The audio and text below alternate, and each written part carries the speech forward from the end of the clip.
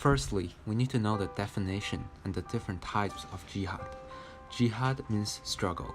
It is the principle that applies to all aspects of Islamic life, personal and social. It is sometimes counted as the sixth pillar of Islam. On a personal level, jihad refers to the individual's spiritual struggle against anything that distracts them from venerating Allah and from acting in accordance with the divine will. Socially, jihad refers to the preservation of the order Allah has willed for the world. This is a definition that given by our textbook on page 270. Jihad, this Arabic word, is also often translated as holy war. Still, it usually refers to the act of striving to serve the purpose of God on this earth. As a result, the exact definition of the word jihad is controversial. Jihad is believed to have two meanings: inner spiritual struggle and the outer physical struggle. We usually call inner spiritual struggle as the greater jihad and the outer struggle as the lesser jihad. Nevertheless, when talking about the internal struggle, jihad had two kinds of struggles. First and foremost, just as mentioned above, it is the individual internal struggle. This is when Muslims encounter some hardship that avoids living under Allah's will of Muslim faith. Second of all, it can also refer to the struggles that prevent Muslims to build a good Muslim society. As we know, there are two types of jihad, the greater and the lesser jihad. The greater jihad, or the internal jihad, is the effort to attain one's essence. In other words, it is the process of one overcoming obstacles between oneself and one's essence, reaching and attaining higher or divine knowledge, love, etc. Hence, there are ways for Muslims to engage in internal jihad. Learn the Islamic writings, especially the Quran.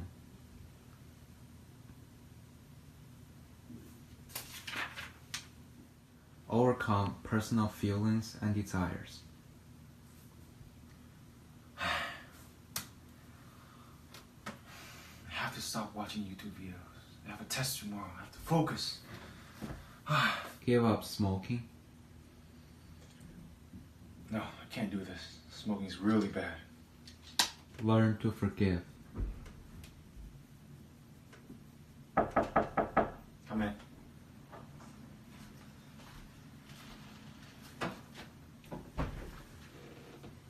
I'm sorry for what I did to you yesterday.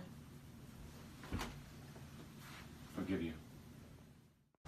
On the other hand, the lesser jihad is somewhat material. In a way, the lesser jihad is our active way, the physical way of fulfilling Islam's commands and duties, fighting with the outside world. When they encounter it, people can actually arm up, get help, and fight back by a variety of ways, including the use of violence.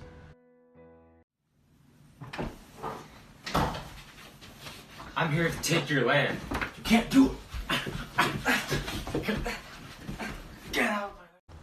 Jihad in general is the balance of the two, the internal and the external. Reaching divine knowledge and spiritual perfection is the greater jihad, and helping others to do so is the lesser jihad. This is often regarded as the holy war, and people may mistake it from terrorism. We'll discuss it later. Thus, when separate one from another, there is no longer jihad. Jihad and terrorism, the misconception and stereotype. The term jihad is becoming more and more well known nowadays. However, it is a fact that people are interpreting the word at their own will, totally different from what is written in the Quran and the narration of the Prophet Muhammad. Oftentimes, jihad is understood as the holy war, which unfortunately does not appear in the original translation of the term. In these recent years, there has been a rise in the number of critics of Islam, pointing out that Islam and the followers of a religion itself are hostile towards other communities different from their own. Therefore, the stereotypes of terrorists about Islam start to arise. Especially after the 9/11 incident, the one that shook the whole world, it is becoming more and more common for Islam to be depicted and imagined as a threatening, fanatical, and violent religion. However, there is this idea of jihad and the sword that received the bulk of global attention. This dated all the way back when early Muslims were deprived of their own land by their enemies and were given permission by God to fight. Nevertheless, it is also crucial that they do not fight the non-believers or those who rejected the faith, only those who transgress against them. I have to fight these people. These are the people who invaded my lands. Who are you? My name is Idris. I am an ancient prophet mentioned in the Quran. God does not forbid you, regarding those non-Muslims who did not fight you because of your religion, and who did not drive you out of your land, and you be good to them and treat them justly. Allah only forbids you regarding those who fought you because of your religion, and drove you out of your homes, and came to help of those who drove you out, and that you should befriend them. Any of you who befriend them, and be their allies, are transgressors. Hence, there are some cases that are permissible to use military force. First and foremost, to strengthen Islam. Secondly, it is to protect Muslims to perform their rituals. Thirdly, punishing an enemy who breaks an oath. And last but not least, it is to protect the people from oppressions from governments, which include overthrowing a regime.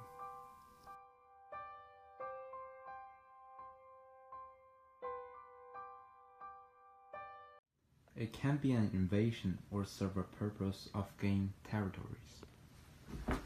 My people, how do we feel about going to Southeast Asia to gain some new territories today? Let's go! It must be initiated by a religious leader. Why don't we go fight the people and defend the northeast side? Why isn't anyone answering me? I am your religious leader. Now, let's go! Let's go! Let's go! Starting a war must be the backup plan, which means all other solvents must be tried. Why don't you guys just stop all this invasion, dude, in your country, in my country? What do we benefit from that? I'll give you guys 1,000 or 2,000 workers. No. What about 5 tons of rice every single month? No, that's not enough. Alright, fine. What about I will pay tribute to you guys once or twice every single month? No. That's not even close to being enough. Fine. My country will use military force against you. Enemies must be treated with justice. Hundreds of your troops invaded my land. You will be punished to death. The war must stop as soon as the enemy asks for peace. I regret invading your country. Now I ask for peace. Peace. Hassan Hatta, a leading American Muslim community leader, helped found the Muslim Public Affairs Council and spoke against the Islamic radicalism. Added that if there is any other options to resolve the issue without violence, it is preferred no matter what. Thus, it is the ignorance of the people to generalize the idea of jihad, to misinterpret jihad into something else so as to give rational answers to their questions about Islam faith to justify their criticism. In a nutshell, jihad is not a violent concept. It is not the declaration of war against other religions. In addition, military action in Islam has not been common in the history of the development of the religion, and most violent jihad incidents that the world has encountered are not sanctioned by Islam.